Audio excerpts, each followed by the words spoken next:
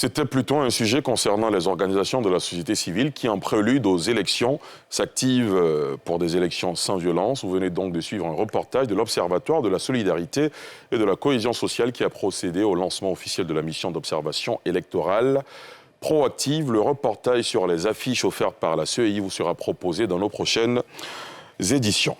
On s'intéresse maintenant au gaz butane. Dans plusieurs communes d'Abidjan, c'est la course à la recherche du gaz butane qui se fait de plus en plus rare dans les points de vente. Une pénurie qui semble se généraliser de jour en jour dans les ménages, mais aussi dans les commerces qui en dépendent. Quelles sont les raisons qui occasionnent cette situation de manque?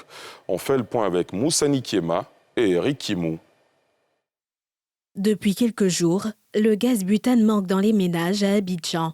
Sur la tête ou à Brouette, les usagers se démènent pour renouveler leurs bouteilles vides. On s'est promené dans tout ça, mais dans tout Yopougon.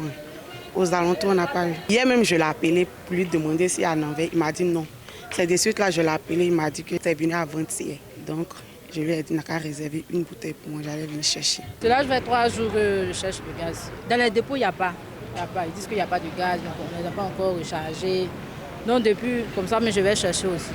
Jusqu'à là, on se débrouille avec le charbon qui nous revient vraiment très, très cher. Dans plusieurs points de rechargement, il est difficile de s'approvisionner.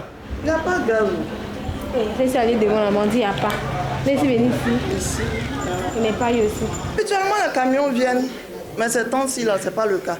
Actuellement, nous ne recevons rien. C'est-à-dire que nous, on a les charges. On a les charges des magasins, il y a la mairie, bon, il y a même les impôts. Rentrer dans le magasin, c'est la poussière. J'ai envie même de mettre la clé sur le paillasson. Parce qu'il y a tellement de difficultés dans la vente du gaz que celui qui n'a pas le courage là, il ne peut pas le faire. Pour recevoir gaz, on est obligé d'appeler ceux qui vont venir nous livrer. Aujourd'hui, comme ça, on a reçu, voilà, ça c'est 2 semaines, ça vient d'arriver. On a reçu aujourd'hui 22 bouteilles, alors qu'habituellement, on dépasse 22. La société là, eux, ils ont des camions qui viennent, donc on prend le numéro des chauffeurs. Là, comme ça, quand on les appelle, est-ce qu'on peut avoir le gaz? Si possible, si on veut avoir, ils disent oui. Cette apparente pénurie sur le terrain est comblée par le charbon. Il n'y a pas de gaz. Nous avons des problèmes même. Actuellement, tout est vide dans le magasin. Là. Dans 2 jours, je paye charbon jusqu'à ça peut faire 7 000 comme ça, avant de préparer. 7 000. Avec gaz là, au moins, je peux faire un peu d'économie. Actuellement, tout est vide, mais à la maison, mais à domicile chez moi, mais il n'y a pas de gaz même. C'est avec charbon, mais il travaille.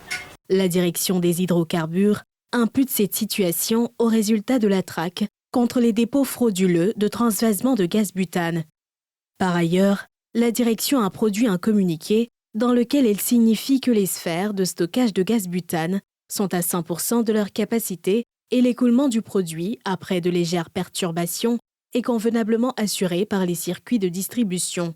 Elle invite les populations à se rendre dans les dépôts légaux et autres points de vente pour se procurer le gaz butane.